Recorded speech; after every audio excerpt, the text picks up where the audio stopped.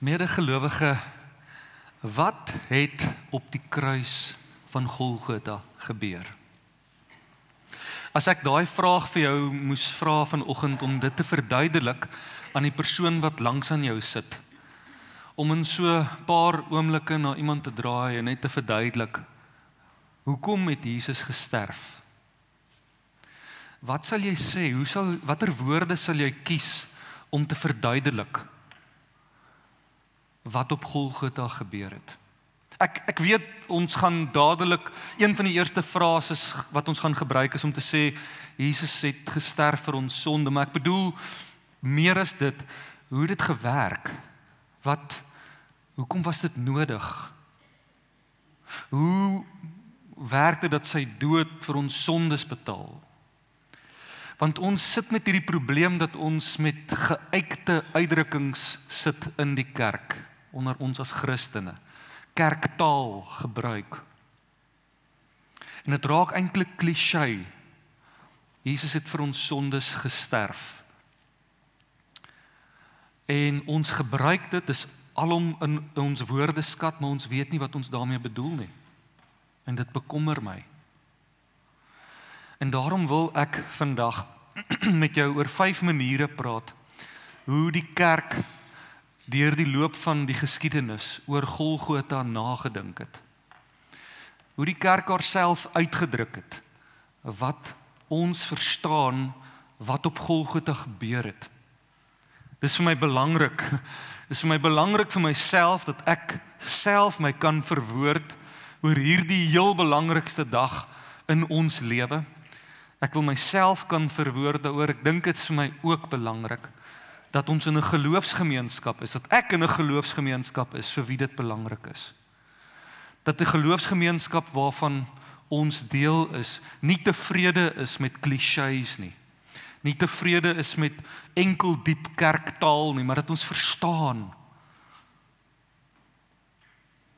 wat op Golgotha gebeur het. En daarom wil ek vanoggend hierdie 5 modelle, hierdie 5 verduidelikings vir jou vanoggend uitpak. Die ene is die klassieke beskouing, word dit genoem.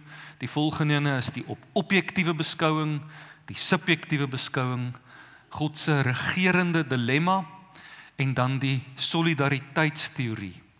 En ek wil elkene van hulle baie kortliks deurgaan. Jy kan baie dieper ingaan in elkene, en daar is ook, ek het 'n teks geskryf oor dit, as jy wil, dan kan jy my kontak en dan kan ek dit vir jou gee, wat dit in baie meer breedvoerig gaan bespreek, maar vanoggend baie kortliks kyk na elkeen van hierdie beskouings of modelle, verduidelikings. En waarvoor ek die Heilige Gees vertrou vanoggend, is dat een van hierdie modelle vanoggend tot jou sal spreek. So my verwagting is nie dat jy soos 'n papegaai na afloop van vanoggend al 5 moet ken en onthou en so nie. My vertroue teenoor die Heilige Gees is dat daar een sal wees wat vanoggend tot jou spreek, tot jou gees sal spreek. My bedoeling met vanoggend is nie om in die eerste plek met jou kop te praat nie. My bedoeling is om die waarheid van die evangelie te verkondig, en dat daar iets in jou sal resoneer, wat die Heilige Gees op jou hart druk vanoggend vir jou, dat dit vir nou, vir hierdie seisoen van jou lewe nou, is hierdie model ter sprake. Want jy hoef nie te voel, jy moet een van hierdie modelle kies, net een is die waarheid nie. Ek dink, op die einde kom ons juis op 'n plek uit waar mens kan sien dat al 5 hierdie verduidelikings saam gee 'n groter oorkoepelende prentjie van die alles oortreffende oorwinning wat Jesus vir my en vir jou behaal het op die kruis van Golgotha. So jy hoef nie vanoggend te kies nie, of alles te onthou nie. Jy hoef nie, jy kan vir die Heilige Gees vra, wat is vir vandag nodig vir jou? Ek gaan vanoggend nie begin by nommer 1 nie. Die klassieke beskouing is die verduideliking wat die vroeë kerk, die eerste Christene, vir 1000 jaar, die eerste 1000 jaar van die kerk se geskiedenis, is dit hoe die Christene hulle self verwoord het oor Golgotha. Ek wil met dit eindig vandag, want ek dink dis eintlik die ene waarmee ons die onbekendste is, en vir my wat een van die interessantste maniere is, om oor Golgotha na te dink, en daarom wil ek dit hou vir aan die einde. So kom ek begin eerder so vanaf die middeleeue, naamlik die objektiewe beskouing. Die objektiewe beskouing, die kerngedagte agter hierdie verduideliking, is dat sonde 'n objektiewe verandering teweeggebring het in my en jou verhouding met die Here. So sonde is nie ietsie wat net hier in ons bewussyn gebeur nie. Sonde is nie net ietsie wat in ons gewete plaasvind nie. Daar's 'n objektiewe waarheid van sonde en dit verander ons stand voor God in sy hemelse hofsaal. En dan kom Jesus, en dis die kerngedagte van hierdie beskouing. Jesus kom sterf aan 'n kruis, en dis nie net om iets te demonstreer dat hy vir ons lief is nie. Dit bring 'n objektiewe verandering teweeg ook. In 'n hemelse hof is daar iets wat verander. Ongeag of jou gewete jou pla en of jou hart sleg voel of oor sonde of nie, daar's 'n objektiewe verandering wat plaasvind. So hierdie gedagte vloei van hierdie model, van hierdie verduideliking loop as volg. En dit sê dat God is heilig. En sonde tas God se heiligheid aan, en dit moet gestraf word. Dit vereis boetedoening. Maar die mens is heeltemal dis onmoontlik vir ons as mens om 'n groot genoeg boete te doen vir hierdie skade, die oneer wat aan God gedoen is. Ons skiet heeltemal te ver tekort. Die enigste boetedoening wat genoegsaam sal wees is 'n boete wat God self sou moes bring.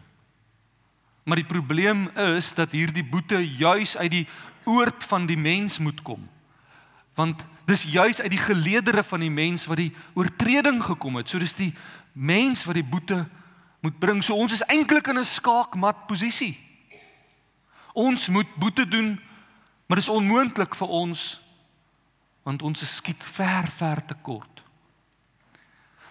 En dan bedink God 'n plan. God kom en tree in ons gemors in as Jesus Christus, die God-mens. Die God-mens. Omdat hy God is die betaling wat hy maak groot genoeg, alles genoegsaam genoeg. Maar omdat hy mens is, kom dit uit die geleedere van die mens. En word daar vir ons sonde boete gedoen en word ons vrygekoop. Christus kom sterf in die plek van ons as sondaars. So 'n klomp plekke in die skrif wat hierdie tema ego, een van dit is Romeine 3 vers 25, hom het God gegee as 'n offer wat deur sy bloed versoening bewerk het vir die wat glo. En dis miskien die verduideliking waarmee jy die beste bekend is. Dat sonde vereis om gestraf te word. Jesus kom, dra daai straf in my en jou plek. Daar is probleme, tekortkominge ook met hierdie verduideliking. As jy hierdie verduideliking verkeerd verduidelik, dan word dit 'n baie kliniese hofsaak. Dan word verhouding met die Here wat warm is, gereduseer tot 'n te logiese oorsaak-gevolg situasie waar dit net 'n juridiese geval is wat nou opgelos moet word tussen ons en God. En 'n baie ander vel kritiek wat deesdae ook geopper word teen hierdie verduideliking is in ons meer progressiewe samelewing, mense wat sê wat God beskuldig en sê maar dit kom neer op 'n soort hemelse kindermishandeling. As jy hierdie verduideliking verkeerd aanpak, dan is dit wat mense hoor, dis 'n hemelse kindermishandeling. Maar hierdie verduideliking het baie winspunte. En onder andere is dit dat dit regte God se heiligheid, sy wese baie ernstig opneem. En dit vat sonde baie ernstig op. Dit onderspeel nie een van die twee nie. En dit maak 'n baie groot verskil vir my en vir jou om te weet dat daar 'n objektiewe verandering plaasvind in 'n hemelse hofsaal. Ons stand voor God is vir altyd verander, ongeag of my gewete al my nou al ophou pla het of nie. Miskien is dit wat ek voor jou wil lê vanoggend, die eerste ding. Hoe raak hierdie objektiewe beskouing jou? Miskien word jy tot vandag toe nog lam gelê deur skuldgevoelens. Goed oor wat jy gedoen het in jou verlede. 'n Stemmetjie wat vir jou knaand vertel wie jy eintlik nog steeds is. Jy kry dit nie afgeskit nie. Jy het al hoeveel keer vergifnis gevra. Jy sit steeds met hierdie skuldgevoel, hierdie minderwaardigheid. En die objektiewe beskouing help vir mense soos vir my en vir jou, wat hiermee sukkel. Dit help vir ons om te besef dat daar 'n objektiewe waarheid is wat verander het, ongeag of my hart al gesinkroniseer het met hierdie objektiewe waarheid of nie. Ek mag nog skuldig voel, wat my hart moet in lyn kom met die waarheid, die objektiewe waarheid dat Christus dit vir altyd verander het. Die tweede beskouing is die subjektiewe beskouing. Nou die subjektiewe beskouing verskil van die objektiewe beskouing in die sin dat die objektiewe beskouing sê dis 'n waarheid wat 'n objektiewe waarheid buite die gelowige in die hemelse hofsaal wat verandering gebring het te dank aan Golgotha. Die subjektiewe die beskouing sê dit word eers van krag. Die Golgotha het eers sy effek as hierdie waarheid in my en in jou gebore word. As dit 'n subjektiewe effek het op ons. En met ander woorde fokus hierdie subjektiewe beskouing nie op God se verandering in sy houding teenoor ons nie, maar eerder in die verandering wat binne in ons plaasvind. So in 'n neutedop handel hierdie gedagtevloei as volg dat die kruis van Jesus die grootste bewys is van God se liefde vir die mensdom. Die feit dat hy sy lewe neerlê vir ons terwyl ons nog sondaars is. En hierdie daad van selfopofferende liefde. Ons sien hom hang aan 'n kruis terwyl hy onskuldig is. Ons sien hoe hy kon 'n magt om 'n legioen van engele oproep om die mense te kom verdelg en sy vyande te kom verwoes, maar hy kies om aan 'n kruis uit te roep, vergewe hulle, want hulle weet nie wat hulle doen nie. En hierdie minsaamheid, hierdie Jesus weg, hierdie broosheid van God self, roer ons, dit wek bekering in ons. En dit inspireer in ons lewens 'n morele en 'n geestelike verdieping. En dit het 'n effek op die manier waarop ons dan aanhou kies om die Jesus weg vir onsself te vat. In ons daaglikse gang met mense, begin ons dan die Jesus weg loop en word Golgotha 'n subjektiewe waarheid vir my. En dit verdiep ons verhouding met die Here ook.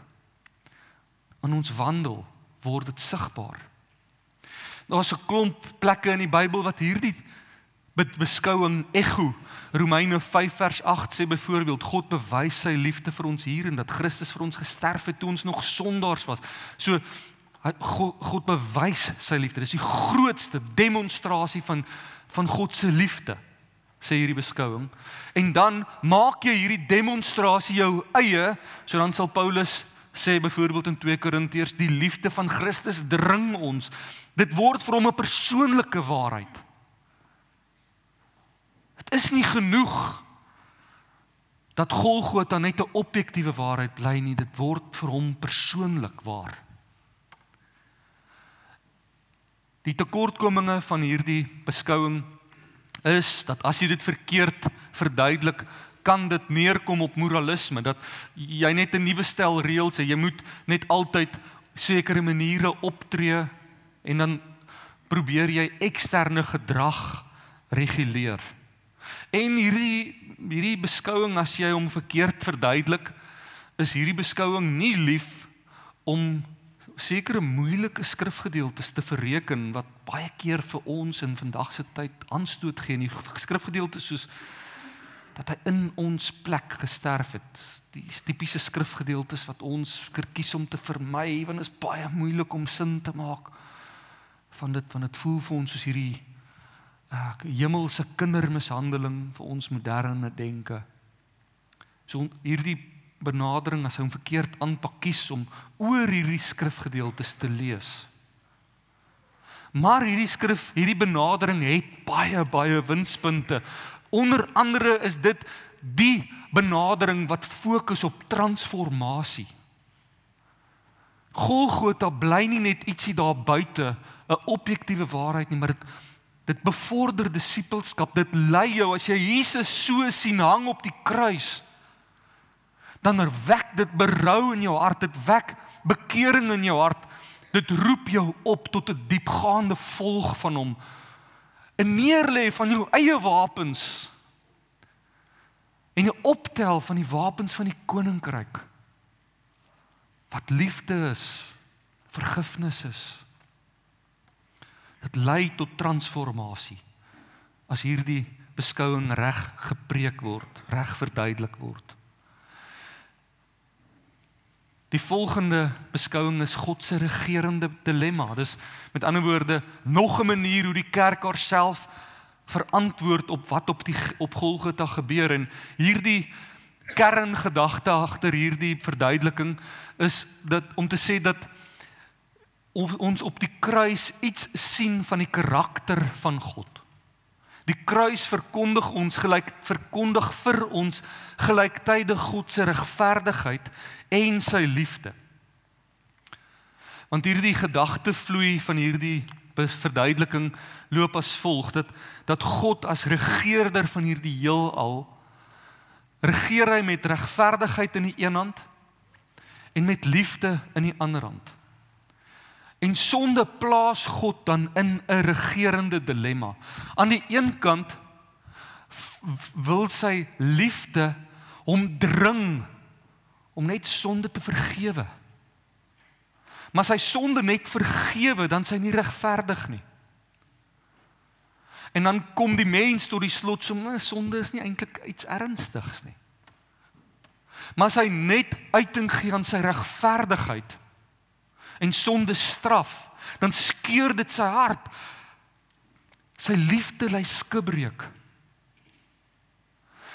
En dis nie 'n innerlike teenstrydigheid wat in God is nie, maar dit is 'n regerende dilemma waarin hy beland. En dan bedink God die beste manier hoe om van hierdie regerende dilemma eintlik 'n regerende demonstrasie te maak. En dis die kruis van Jesus Christus. Wil jy sien hoe ernstig is sonde? Kyk na die kruis van Jesus. Wil jy sien hoe lief God jou het? Kyk na die kruis van liefde. Want op hierdie kruis ontmoet God se regverdigheid en sy liefde mekaar. Verskeie skrifgedeeltes ekho ook hierdie verduideliking.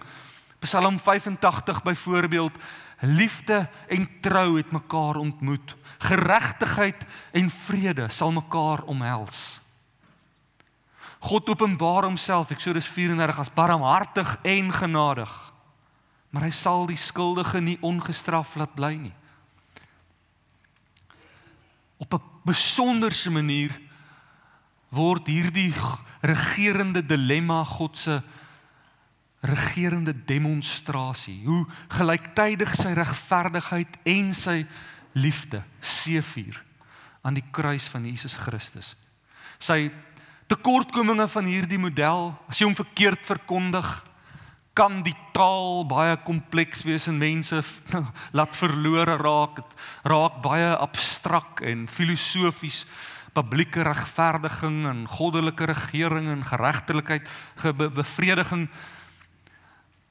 Maar in wese is die winspunt van dit dat die kruis nie net bloot 'n transaksie is nie net 'n oorsaak-gevolg regstelling in 'n juridiese hof is nie, maar dit openbaar iets van God se karakter, wie hy is. Dit demonstreer God.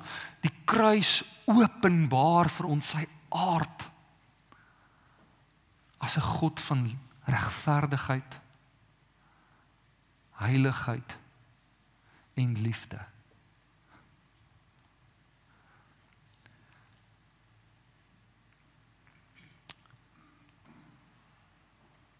Nog 'n manier hoe Christene deur die eeue sin gemaak het oor die kruis van God, Golgotha, is die solidariteitsteorie. Hierdie beskouing sê dat Jesus kom sterf saam met die mensdom. Die klem lê die hele tyd op saam. Vanweë sy liefdevolle identifisering met ons lot, sterf Jesus namens ons, saam met die mensdom. En baie belangrik, hierdie benadering beklemtoon dan ook dat hy opstaan uit die dood uit, namens ons. So die gedagtevloei van hierdie benadering sê, die mens is vas in sonde en vervreemding en sterflikheid, in 'n gebroke bestaan wat stikkend is. Ek en jy ken dit al te goed. Ons hele lewe spreek daarvan. En God hou my en jou so dop en hy sy hart pyn vir ons. Hy kies om ons nie te verlaat nie. Hy kon sy rug op ons gedraai het, want ons het ons rug op hom gedraai. Maar hy kies om ons nie te verlaat nie. Eerder omdat hy so 100% met ons identifiseer vanuit sy liefde uit. Hy kyk na ons en hy identifiseer, hy vereenselwig hom met ons. Tot so 'n mate dat hy hom nie kan losmaak van jou pynlike bestaan nie. Kies hy om dan in jou bestaan in te tree, in hierdie stikkende wêreld mens te word. En hy kom leef in hierdie stikkende wêreld 'n volmaakte lewe.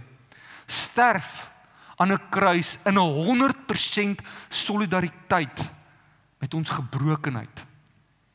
Maar oorwin dan ook die dood namens ons en op so 'n manier verseker hy dat deur sy lyding, dood en opstanding hy herstel vir die mensdom bring, maar van binne af.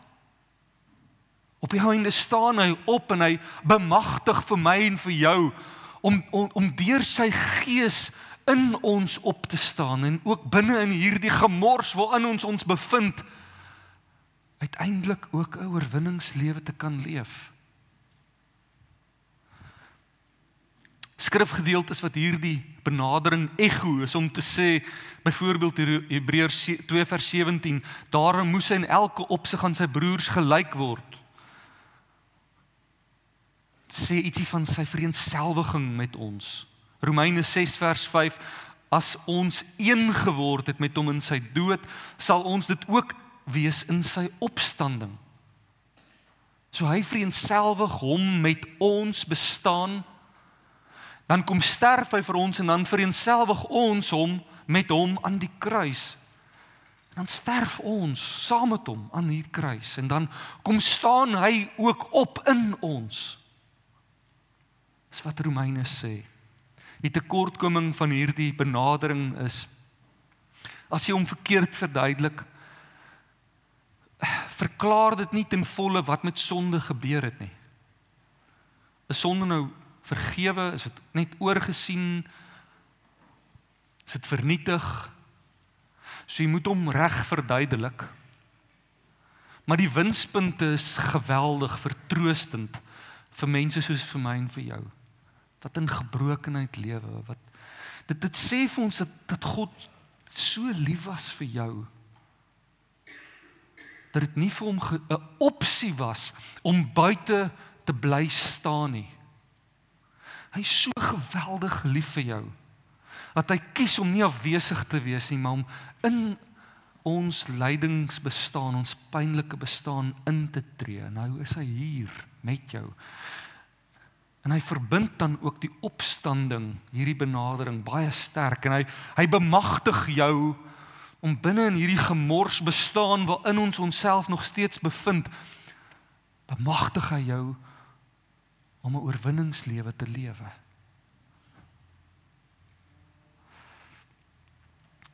Ek sal graag met jou ook dan nou die klassieke beskouing aan jou wil verduidelik. Dis die beskouing wat vir die eerste 1000 jaar gegeld het binne in die kerk. Die vroeë kerk is dit die manier waarop hulle self verwoord het oor Golgotha. Dit staan ook bekend as die Christus-Victor model. Dis 'n pragtige model vir my. So die kerngedagte agter dit is dat die wêreld gevange is in die mag van sonde en in die mag van die Satan, van die boosheid. En Christus kom dan om hierdie mag van die Satan te kom verbreek. Soos die gedagte vloei hoe hierdie redenasie werk en hoe hierdie verduideliking werk, sal ek begin deur byvoorbeeld vir jou 'n gedeelte aan te haal waar Jesus in die woestyn versoek word deur Satan homself. Het jy al ooit opgelet dat die Satan vir Jesus dan sê, toe sê die duiwel vir hom, aan u sal ek al hierdie mag en majesteit gee, want dit is aan my oorgegee, en ek gee dit aan wie ek wil. Dit alles sal aan u behoort as iemand net voor my buig en my aanbid. Het jy al ooit opgeval dat Jesus nie die Satan daar teëgaan en sê, jy's 'n leienaar. Die hele wêreld behoort aan my Vader nie. Jesus aanvaar hierdie as die waarheid, dat Satan die regeerder is van die koninkryke van hierdie aarde, dat dit aan hom behoort. So die volgende vraag is dan nou maar, waar is dit aan hom oorgegee? Want dit lyk vir ons, dit was nie altyd syne nie, dit is op 'n stadium, het hy dit bekom. Hoe het hy dit bekom? Wanneer het dit gebeur? En hoe die vroeë kerk daaroor gepraat het, is dat God die mens aangestel het, toe hy die mens geskape het, om te heers oor die skepping. Oor die ganse skepping. God vat sy autoriteit as eienaar van hierdie skepping en hy bemaak dit aan die mens en hy sê vir die mensdom, julle sal as regeerders wees oor hierdie skepping. En dan gaan die mens en hulle val vir die versoeking van die Satan. Hulle is gehoorsaam aan hom. En deur hulle gehoorsaamheid aan die Satan abdikeer hulle hierdie autoriteit wat hulle ontvang het van God af. Hulle abdikeer het, hulle gee dit weg aan hom, aan Satan. Vandaar dat die Satan sê, dis aan my oorgegee. Dit het gebeur tydens die sondeval en dit het gebeur deur die mens. Ons het ons autoriteit weggegee aan die Satan. En dan gaan die verdere gedagte vloei van hierdie beskouing deur te sê dat nou is die ganse skepping in gevangenskap en in die mag van die bose. Maar God kies om nou in hierdie oorlogsveld in te tree. Hy sterf, maar sy dood is 'n lokval. Ek gaan nou vir jou verduidelik wat dit beteken, hoe werk hierdie lokval. Hy sterf asof hy verslaan is, maar eintlik oorwin hy daarmee die mag van die dood. En dan word die opstanding die demonstrasie dat hy die finale oorwinnaar is oor elke vyand. So ek kan jou hoor dink op hoe op dese aarde is die kruis, hoe is Golgotha 'n lokval? So die bekende metafoor wat hiervoor gebruik is deur Augustinus. Augustinus het gesê dat die kruis is God se muisval vir die Satan, sy stryk vir die Satan. En hoe dit werk is dat, hoe die gedagte vloei werk is dat Jesus gekom het om 'n volmaakte lewe te leef, né? En dit sit nie goed met die Satan nie. Satan wil nie hê dat hierdie seun van God, want hy eien Jesus as seun van God in aanhalingstekens, hy het nie besef dat Jesus God self is nie, maar hy kan hom eien as seun van God. Maar hy wil nie hê dat hierdie seun van God perfekte uitdrukking gee aan die wil van die Vader nie. So gevolglik probeer hy kort 'n aanslag op Jesus se lewe maak, of hy probeer Jesus se lewe misluk. Hy sal byvoorbeeld met Jesus se geboorte die kindermoord van stapel stuur, of hy sal wanneer Jesus net voor sy aardse bediening begin, sal hy Jesus probeer versoek in die woestyn om hom ongehoorsaam te maak aan die wil van die Vader. Uiteindelik sal hy byvoorbeeld selfs, sê die skrif vir ons, in Judas invaar en die gedagte by Judas laat plant om Jesus uit te lewer, en so sê die skrif dan dat die kruis die gedagte is van Satan om Jesus te vermoor. En die hele tyd sien ons by Jesus, is daar nie 'n weerstand wat hy bied nie. Hy gaan saam met die gebeure, hy laat hom boei, hy laat hom kruisig. Hy bied geen weerstand nie. Die vroeë kerk het gesê dat Satan so verblind was deur die skoonheid van Jesus, die mooi lewe van Jesus, dat hy nie homself kon help nie. Dit was asof hy soos 'n vis was, wat toe hy eers besluit het om Jesus te vermoor, was dit soos 'n vis wat 'n hoek ingesluk het en wat God net inkatrol. En hoe werk dit, vra jy? Die vroeë kerk het gesê dat Jesus se godheid was so goed weggesteek onder sy mensheid, dat die Satan nie besef het dat die seun van God is ook self God nie. So Jesus het net na 'n maklike prooi gelyk vir die Satan. En toe Jesus toelaat dat die Satan hom vermoor op die kruis, die Satan sy hande saamgeslaan en gedink die grootste oorwinning het hy so pas behaal. Hy het God se seun vir homself toegeëien en hy het God se seun gaan toesluit in die doderyk. Maar op die volgende oomblik toe hy sy oë uitvee, sit hy met 'n Trojaanse perd in sy midde. Want wat hy gedink het net die seun van God is inderwaarheid God self. En skielik sit hy met God self in sy midde in die doderyk. En toe Jesus opstaan uit die doderyk uit, breek hy die kettinge van die dood en breek hy elke mag en gesag van Satan homself. Daar's 'n klomp plekke in die skrif wat dit ego. Kolossense 2, hy het elke owerheid en mag ontwapen en hulle openlik oor hulle getriomfeer aan die kruis. Hebreërs 2 vers 14 sê, en sodat sy dood het hy, die een wat mag het oor die dood, naamlik die duiwel, het hy vernietig. Klomp plekke wat dit ego in die Bybel. Daar is 'n tekortkoming ook aan hierdie klassieke beskouing. Sommige meen dat die taal wat hierdie beskouing van praat, om te praat oor demoniese magte en die Satan, is vir baie moderne, postmoderne mense vreemde taal en dit maak mense ongemaklik.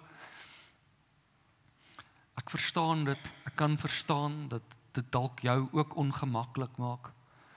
Ek wil vir jou sê van myself of eerstens, ek dink nie om 'n Christen te wees vereis dat jy in die Satan moet glo nie. Om 'n Christen te wees vereis dat jy in Jesus glo. So ek kan verstaan dat mense ook steeds hulle self sien as Christene, al sukkel hulle om al dit te glo oor demoniese magte.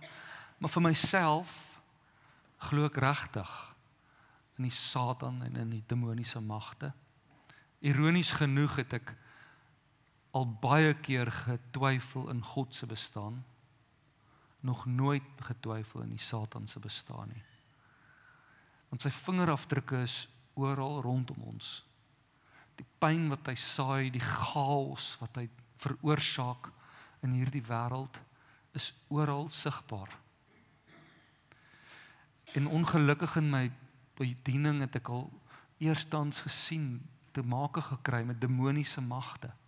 En ek wil nie met ander woorde my eie ervarings normatief of voorskriftelik maak vir jou en sê, so jy moet ook glo in die Satan. Ek is heeltemal gemaklik daarmee as mense van my verskil. Ek kan net sê, ek glo as die Bybel sê, dat Jesus gekom het om die mag van die Satan te kom breek. Ek glo hy bestaan. En die winspunte met ander woorde van hierdie beskouing is dan ook dat waar ander beskouinge, waar ander verduidelikings baie maak van dat wat op Golgotha gebeur het vir my persoonlik redding veroorsaak het, verduidelik die klassieke beskouing dat dit God se kosmiese reddingsplan is. Dit is God se reddingsplan vir sy ganse skepping, om sy ganse skepping weer terug te wen uit die kloue van die Satan. Wat ter een ook al vandag tot jou spreek, wil ek sê dat wanneer ons vandag nagmaal gebruik, hoef jy nie te voel dat jy al 5 hierdie verduidelikings klakkeloos moet napraat, soos 'n papegaai alles moet onthou nie, want my bedoeling is nie om met jou brein te praat nie. My bedoeling is dat ietsie van vandag in jou gees sal resoneer. Wat druk die Heilige Gees op jou om te hoor vandag? Miskien druk die Heilige Gees dit op jou hart om te hoor dat Jesus op Golgotha jou gered het van die bose. Dat sy mag oor jou gebreek is.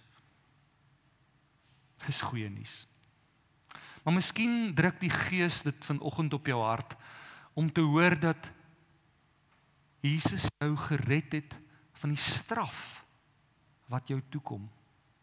En dat dit 'n objektiewe waarheid is dat ongeag of jy dalk nog skuldig voel, Jesus het 'n objektiewe verandering in die hemelse hofsaal teweeggebring. Jy is vry verklaar. Miskien is wat jy nodig het om te hoor dat Jesus jou red van jouself, van jou eie sondige aard, jou eie geaardheid om menslike wapens op te tel en te veg, en dat Jesus ons vry maak daarvan en in staat stel om eerder sy weg te kies. Eerder sy wapens op te tel, wapens van liefde. Miskien is dit vir jou belangrik om vandag te hoor dat Jesus jou red van die wet. En dat die kruis sy groot demonstrasie is van hoe heilig en regverdig en vol liefde hy is. Of miskien het jy nodig om op hierdie goeie Vrydag te hoor dat Jesus jou red van hierdie pynlike, sondige bestaan waarin ons onsself bevind. Dat hy jou raak sien. Dat hy jou gemors raak sien. Dat hy jou pynlike bestaan raak sien. Dit wat vir jou geweldige bekommernisse veroorsaak. Dat hy nie afwesig staan daarvan nie. Maar dat hy intree.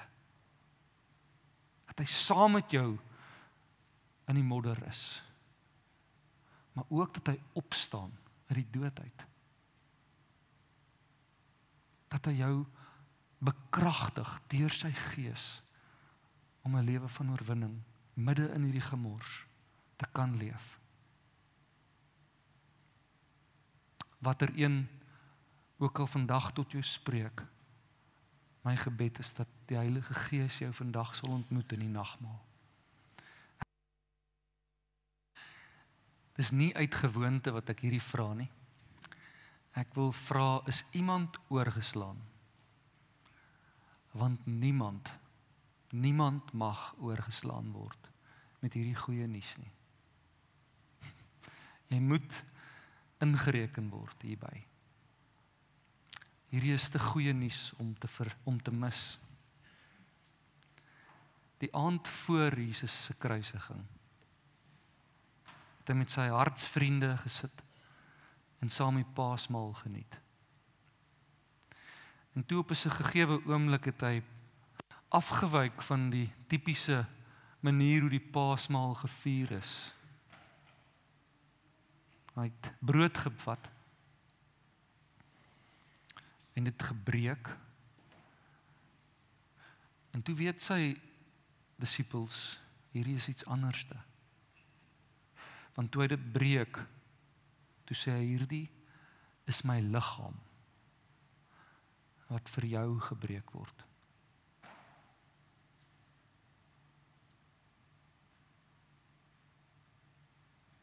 Gebreek word, geskeur word. En toe vat hy die wyn en hy skink dit en hy sê, hierdie is my bloed as 'n teken van 'n nuwe verbond.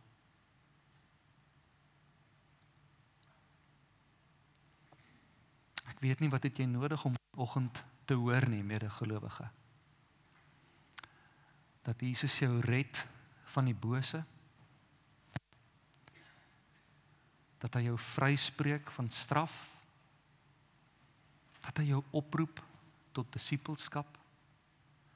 Dat hy dit by jou wil tuisbring, hoe lief hy vir jou is. Of dat jy moet hoor dat hy saam met jou in jou gemors is. Hy vereenselwig hom met jou. Wat jy ook al nodig het om te hoor vandag. Praat met Jesus daaroor, wanneer ons nou saam die nagmaal vier.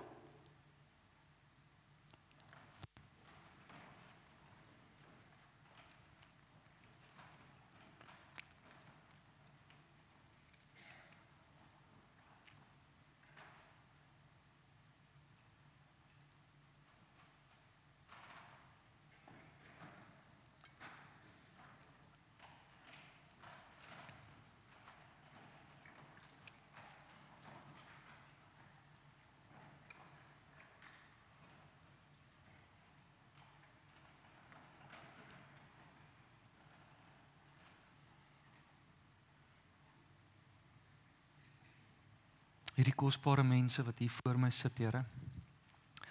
Elke ene van hulle kom met 'n ander konteks na U toe vanoggend. En U het 'n ander boodskap vir elke ene. Vir party van hulle is dit nodig om vandag te hoor dat hulle bevry is uit die mag van die bose en dat hulle nie iets het om te vrees nie. Here, miskien is daar mense wat juis sukkel en goed ervaar wat hulle bang maak en dis nodig vir hierdie mense om te hoor die waarheid van die evangelie dat die Satan se mag oor hulle gebreek is en dat hulle daai waarheid sal begin leef. Ander van hierdie medegelowiges van my het nodig om te hoor, Here, dat daar 'n objektiewe waarheid teweeggebring is deur die kruis. Al voel ons harte dit nog nie, al laat ons nie altyd toe dat ons afstand doen van ons eie skuldgevoelens nie. Die kruis was alles genoegsaam om ons skuld uit te vee voor U. En U wil daardie waarheid laat verkondig vandag vir hierdie medegelowiges van my. U wil ons ook oproep tot 'n pad van disippelskap. En miskien is dit wat U spesifiek vir 'n spesifieke persoon ook hier wil sê vandag. Om selfgemaakte wapens en strategieë te laat gaan. En Jesus weg te kies.